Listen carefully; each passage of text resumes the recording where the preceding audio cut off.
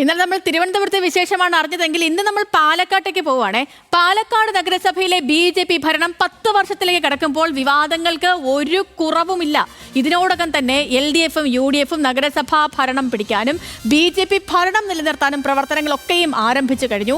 വാർത്തകളിൽ നിറഞ്ഞു നിന്ന പാലക്കാടൻ കാറ്റ് ഇനി എങ്ങോട്ടായിരിക്കും എന്നാണ് അറിയേണ്ടത്. മുന്നണികൾ എന്തൊക്കെയാണ് കണക്ക് കൂട്ടുന്നത് കാണാം.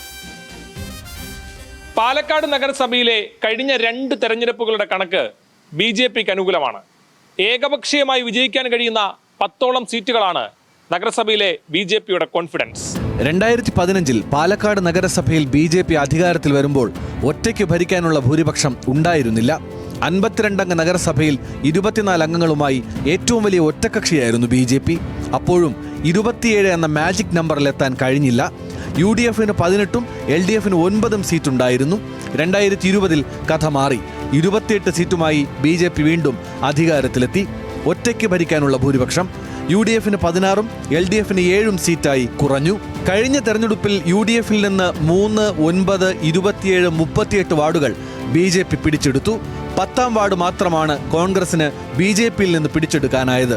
LDFിന്റെ 2 വാർഡും BJP പിടിച്ചെടുത്തു. ശതമാനക്കണക്കിലും BJP കരുത്തുകാട്ടി. ആകെ പോൾ ചെയ്തതിന്റെ 36.32% വോട്ട് BJP നേടി. പാലക്കാട് നഗരസഭയ്ക്കകത്ത് മുഴുവൻ ബൂത്തുകളിലും വളരെ ശക്തമായ സംഘടനാ സംവിധാനമുള്ള ഒരേ ഒരു പാർട്ടി ഭാരതീയ ജനതാ പാർട്ടിയാണ്. ഈ വരാനിരിക്കുന്ന തദ്ദേശ സ്വയംഭരണ തെരഞ്ഞെടുപ്പിൽ ഇന്ത്യ മുന്നണിയായിട്ട് CPMും കോൺഗ്രസും ഒരുമിച്ച് ഭരിച്ചാൽ പോലും ഭാരതീയ ജനതാ പാർട്ടി അതിശക്തമായ രീതിയിലുള്ള ഭൂരിപക്ഷത്തിൽ തന്നെ പാലക്കാട് നഗരസഭാ ഭരണം നിലനിർത്തും. ഏകപക്ഷീയമായി ജയിക്കാൻ കഴിയുന്ന വാർഡുകളാണ് BJPക്ക് നഗരസഭയിലുള്ളത്. കഴിഞ്ഞ തെരഞ്ഞെടുപ്പിൽ 28ൽ 14 വാർഡിലും 200-ലധികം വോട്ടിന്റെ ഭൂരിപക്ഷം BJPക്കുണ്ടായിരുന്നു. അതിൽ തന്നെ 6 വാർഡിൽ ഭൂരിപക്ഷം 500-ന് മുകളിലും. 200-ലധികം വോട്ടുകളുടെ ഭൂരിപക്ഷം LDFന് 5 വാർഡുകളിലും UDFന് 4 വാർഡുകളിലും മാത്രമാണ്. രണ്ടാമത് വീണ്ടും അധികാരത്തിൽ വന്നപ്പോൾ കേരളത്തിലെ ഗുജറാത്താണ് പാലക്കാട് നഗരമെന്നാണ് അന്നത്തെ BJP നേതാവ് സന്ദീപ് വാര്യർ പറഞ്ഞത്. സന്ദീപ് ഇന്ന് കോൺഗ്രസിലാണ്. പക്ഷേ അതിനുശേഷം വിവാദങ്ങളുടെ പെരുമഴക്കാലമാണ് കേരളം കണ്ടത്. 2020 വീണ്ടും അധികാരത്തിലെത്തിയതോടെ BJP പ്രവർത്തകർ നഗരസഭയ്ക്ക് മുകളിൽ ജയ് ശ്രീറാം എഴുതിയ ബാനർ തൂക്കിയത് കേരളമാകെ ചർച്ച ചെയ്തു. DYFA പ്രവർത്തകർ നഗരസഭയ്ക്ക് മുകളിൽ ദേശീയ പതാക വീശി പ്രതിഷേധം രേഖപ്പെടുത്തി. കോൺഗ്രസും വിഷയമേറ്റെടുത്തിരുന്നു. പാലക്കാട് നഗരസഭ 100% ചരിത്രത്തിലില്ലാത്ത വിധത്തിൽ മോശമായിട്ടുള്ള ഭരണമായി മുന്നോട്ട് പോകുന്നു. ഭിന്നശേഷിക്കാർക്കായി പാലക്കാട് നഗരസഭ നിർമ്മിക്കുന്ന നൈപുണ്യ വികസന കേന്ദ്രത്തിന് RSS നേതാവ് KB ഹെഡ്ഗേവാറിന്റെ പേര് നൽകുന്നതിൽ വ്യാപകമായ പ്രതിഷേധമുണ്ടായി. ദേശീയ തലത്തിലടക്കം വിഷയം ചർച്ചയായി. ഒരു ഭിന്നശേഷിക്കാരുടെ സേവനത്തിന് വേണ്ടിയിട്ടാക്കിയിട്ടുള്ള ഒരു സ്ഥാപനം, ആ സ്ഥാപനത്തിന് പോലും അവർ RSS സ്ഥാപകത്തിന്റെ പേരായിട്ടാണ്. മാട്ടുമന്തയിലെ പൊതുശ്മശാനത്തിൽ NSS ജാതി മതിൽ പണിതതും ചർച്ചയായി. LDFും UDFിനും പുറമെ വിവിധ ജാതി സംഘടനകളും പ്രതിഷേധവുമായി രംഗത്തെത്തി. ഇതോടെ മതിൽ പണിയാൻ അനുമതി നൽകിയിട്ടില്ലെന്നും പൊളിച്ചു മാറ്റണമെന്നും NSSന് നഗരസഭ നിർദ്ദേശം നൽകി. തെരഞ്ഞെടുപ്പ് അടുത്തതോടെ 3 മുന്നണികളും ഇതിനോടകം പ്രവർത്തനങ്ങൾ ആരംഭിച്ചു കഴിഞ്ഞു. പൂർണ്ണ ആത്മവിശ്വാസത്തിലാണ് BJP. 28 ഞങ്ങൾക്ക് സീറ്റ് ഉണ്ടെങ്കിൽ 28 ഇനി 35 സീറ്റ് പിടിക്കാൻ ഞങ്ങൾ തയ്യാറാവും. ജനങ്ങൾ ഞങ്ങൾക്ക് തരുകയും ചെയ്യും. നിർമ്മാണം ആരംഭിച്ച പദ്ധതികൾ പൂർത്തീകരിക്കാൻ കഴിയാത്തത് LDFും UDFും ഒരുപോലെ ഉയർത്തി കാണിക്കുന്നുണ്ട്. പാലക്കാട് മുനിസിപ്പൽ ബസ് സ്റ്റാൻഡിലെ പ്രശ്നങ്ങൾ, മുനിസിപ്പൽ സ്റ്റേഡിയത്തിന്റെ സ്ഥിതി, ടൗൺ ഹാൾ എല്ലാം സജീവ ചർച്ചാ വിഷയങ്ങളാണ്.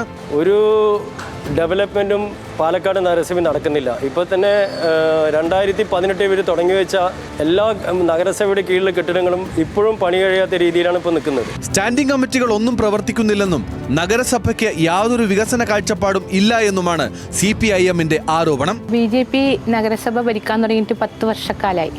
ഈ 10 വർഷക്കാലത്തിൽ അവരിൻ്റെ വികസന പ്രവർത്തനം പറഞ്ഞാൽ ഒന്നുപോലും ചൂണ്ടിക്കാണിക്കാൻ പറ്റാത്ത ഒരു വികസന പ്രവർത്തനമാണുള്ളത്. കണക്കുകൾ അനുകൂലമാണെങ്കിലും മുൻപൊന്നുമില്ലാത്ത വിധം പാർട്ടിക്കുള്ളിൽ നിലനിൽക്കുന്ന ശക്തമായ വിഭാഗീയതയാണ് BJP നേരിടുന്ന ഏറ്റവും വലിയ വെല്ലുവിളി. ശ്രീകൃഷ്ണകുമാറിനെ പാലക്കാട് ഉപതെരഞ്ഞെടുപ്പിൽ സ്ഥാനാർത്ഥിയാക്കിയതിനു പിന്നാലെ നഗരസഭാ ചെയർപേഴ്സൺ പ്രമീള ശശിധരൻ ഉൾപ്പെടെ ഒരു വിഭാഗം രംഗത്തെത്തിയിരുന്നു. ഫലം വന്നപ്പോൾ BJP നേരിട്ടത് വലിയ തിരിച്ചടി. 2021 50,220 വോട്ട് നേടിയ BJP 39,549 കൂപ്പുകുത്തി. നഗരസഭാ മേഖലയിൽ ഉൾപ്പെടെ വോട്ട് കുറഞ്ഞത് കാലുവാരിയതുകൊണ്ടാണെന്ന് കൃഷ്ണകുമാർ പക്ഷം വിലയിരുത്തി. പ്രശാന്ത് ശിവനെ BJP ജില്ലാ പ്രസിഡന്റ് ആക്കിയതിലും വിഭാഗീയത പ്രകടമായി. മാനദണ്ഡങ്ങൾ പാലിക്കാതെ കൃഷ്ണകുമാരന്റെ നോമിനിയെ ചുമതലയേൽപ്പിച്ചതിൽ നഗരസഭാ ചെയർപേഴ്സണും വൈസ് ചെയർപേഴ്സണും ഉൾപ്പെടെയുള്ളവർ യോഗം ചേർന്നു. വിഭാഗീയ പ്രശ്നങ്ങൾ പരിഹരിക്കാൻ സംസ്ഥാന നേതൃത്വം പലതവണ ഇടപെട്ടിട്ടും ഫലമുണ്ടായില്ല. നഗരസഭാ ഭരണത്തിനെതിരെ ഭരണവിരുദ്ധ വികാരമുണ്ടെന്നാണ് UDFും LDFും വിലയിരുത്തുന്നത്. ആ വോട്ടുകൾ അനുകൂലമാക്കാനുള്ള ശ്രമത്തിലാണ് ഇരു മുന്നണികളും. കഴിഞ്ഞ തവണത്തേതുപോലെ വിമത സ്ഥാനാർത്ഥികൾ തലവേദനയാകുമോ എന്ന ആശങ്കയിലാണ് UDF. പാലക്കാട് ഭൂരിഭാഗം തദ്ദേശ സ്വയംഭരണ സ്ഥാപനങ്ങളും ഭരിക്കുമ്പോൾ പാലക്കാട് നഗരസഭ LDFന് കീറാമുട്ടിയായി നിൽക്കുകയാണ്. നഗരസഭയിൽ കൂടുതൽ മുന്നേറ്റമുണ്ടാക്കാനുള്ള ശ്രമത്തിലാണ് LDFും. തെരഞ്ഞെടുപ്പിന് ഇനിയും സമയം ഒരുപാടുണ്ട്. പക്ഷേ 3 മുന്നണികളും പ്രവർത്തനം ആരംഭിച്ചു കഴിഞ്ഞു. കാരണം ഒന്നേ ഉള്ളൂ, പാലക്കാട്ടേത് അഭിമാന പോരാട്ടമാണ്. ക്യാമറമാൻ രമേശ് റാമിനൊപ്പം അജിത് ബാബു, ന്യൂസ് മലയാളം.